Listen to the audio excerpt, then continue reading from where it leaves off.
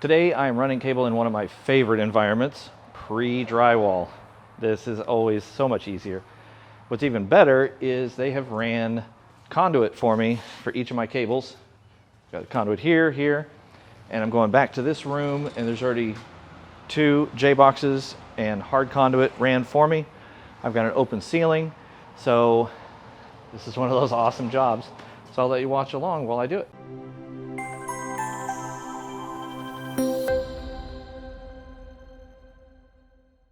One challenge that I have is that they're stubbing out these pipes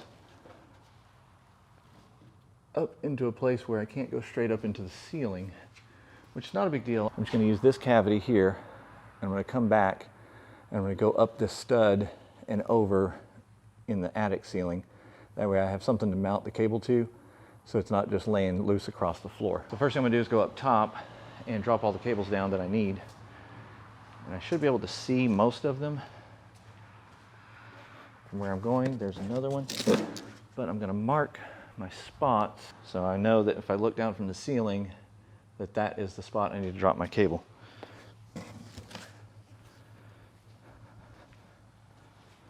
That'll be the one for this room. I've got one back here in the corner. And this one I should be able to visibly see from the ceiling, so that shouldn't be a problem.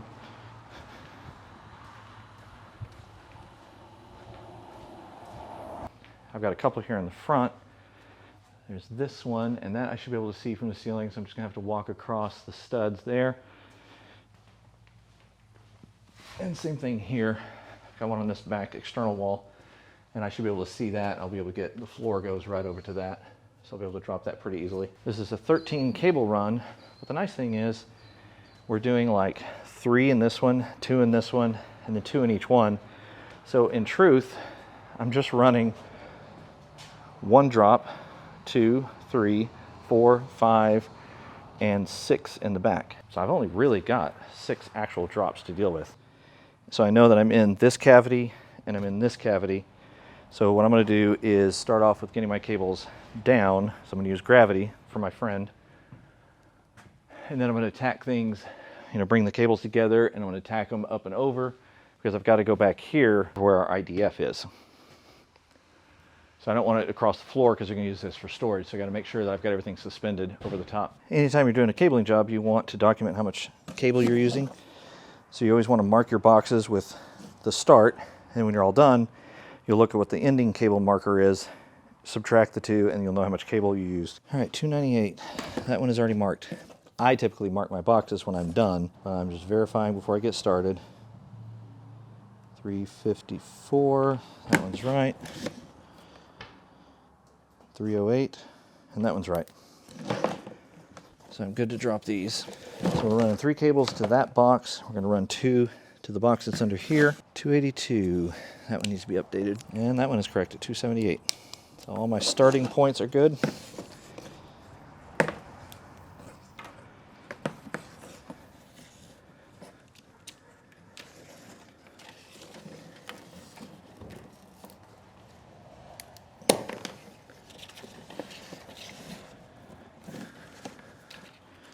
Now I'm going to go downstairs, I'm going to stuff each of the cables down through the pipes, and then I'll come up here and I'll pull my boxes out to where I need to go and account for my length.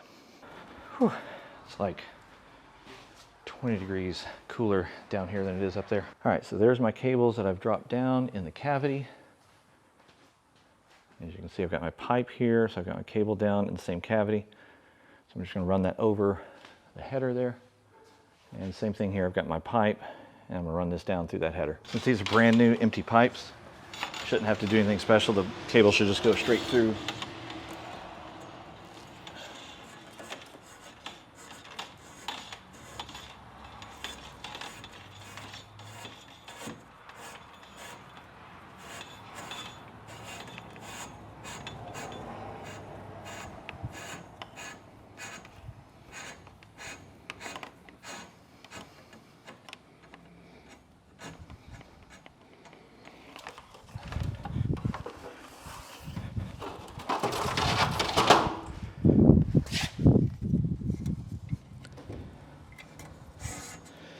We're not actually terminating today, we're just leaving a coil.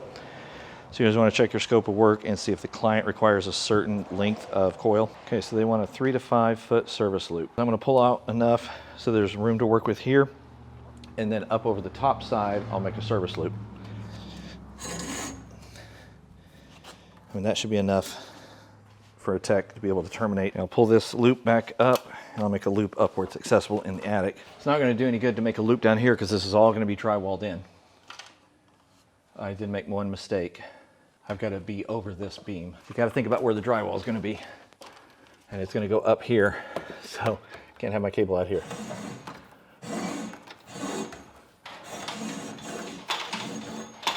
Bonus points for those of you who are watching me and saw me make that mistake and were yelling at the video.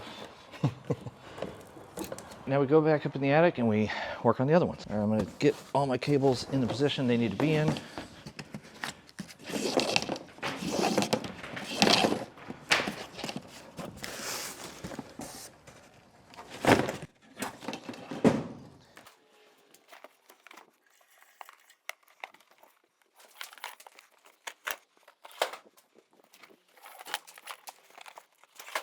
My plan is to come into this cavity. So I'm going to put my J-hooks right up here. Are you struggling to make enough money as a field tech on platforms like Field Nation and Work Market? Are you tired of service calls being offered at $25 an hour? The Direct Client Package has over 40 different national companies that offer subcontract IT service calls all across the United States. I have technicians who have bought the Direct Client Package and have recouped their investment within weeks. In addition to the names, you're going to receive onboarding contacts and information so you know how to join the client's network. You're going to get a client introduction letter. You're also going to get some exclusive video content that's not available to anyone else. If you are an experienced technician and you have a full tool loadout and you've got access to all the supplies you need to do service calls, then you should seriously consider the Direct Client Package. I've included a link in the description of this video that will take you right to the Direct Client Package, or you can go to our website at fieldtechacademy.com. All right, so now we've got our cable suspended with J-hooks all the way across the ceiling, and we're coming down. And now we're going to be going down into these 4 conduits right here. All my cables are going to come there, so I'm going to get these all spec'd out and get my boxes cut, and then I'll be able to reuse the boxes for the next run. What I'm going to do now is run these down the conduit. I've already cut them off my boxes. Then I'm going to run my next set of runs with these boxes to the other locations.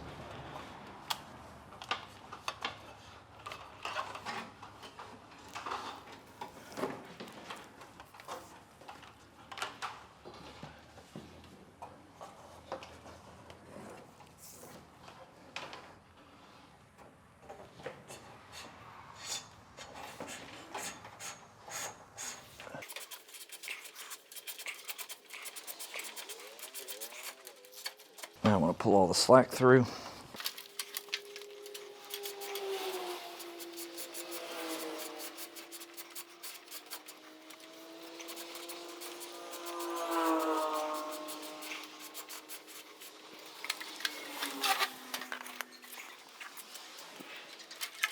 Checking my boxes to make sure I've still got enough to get these final runs done. I've got right at 200 or more than 200 on all these so far. All right, we're going to be running 2 cables back there. We're going to run 2 cables this way. This is the cavity that I need to go to for 2 other ones. So I'm going to do 2 here and 2 over here. One bad thing about working in a small town is you don't have a lot of suppliers. I always carry J-hooks on my van, but I didn't know that this site was going to be wood construction, and so I only had a certain number of J-hooks that have a flat surface where they can mount. There's a couple of hardware stores, but they don't have J-hooks. So just like everything else in this industry, you got to be creative. So I'm actually going to use these conduit holders. These are 3/4 inch, and they've got a rounded spot in them. So I'm going to use those as J-hooks in this situation.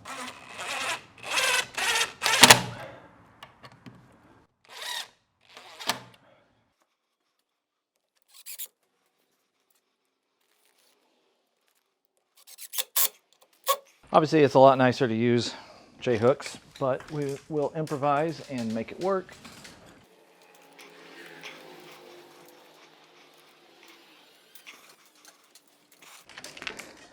At least I have the J-hooks along the main cable path so that any future cabling will be easier to run.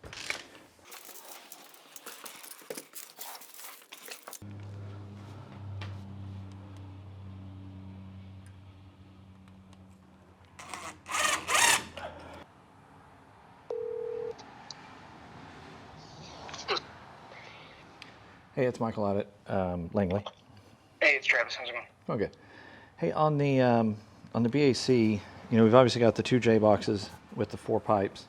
Yep. How do you want these station wiring? So I've got 13 cables. Do you want me to just bring them all down to 1 J box?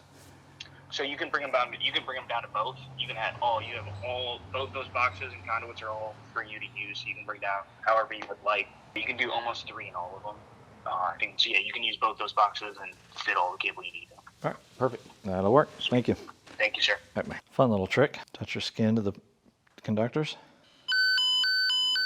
So you don't actually have to do this.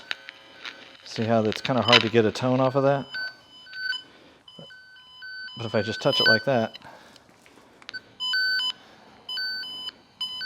then I know I've got the right cable. We've got all of our cables ran, so now I am toning and tracing to identify and mark them. In this site, it was easier just to run the cables and not worry about identifying them up front and doing the tone and trace on the back end. If you have the ability, it's always nice to mark your cables as you pull them. Now you just have to strip the outer jacket. You don't have to actually get down to bare copper. Your tone trace set has alligator teeth on it, so they will puncture the jacket, so you don't actually have to go all the way down to the bare copper to be able to tone it out. All right, found that one, so that'll be our number 1. Since I have black cable, I'm just using white tape. You wanna make sure that your clips don't touch each other and short out. And we tone our cable, hunting for the right one.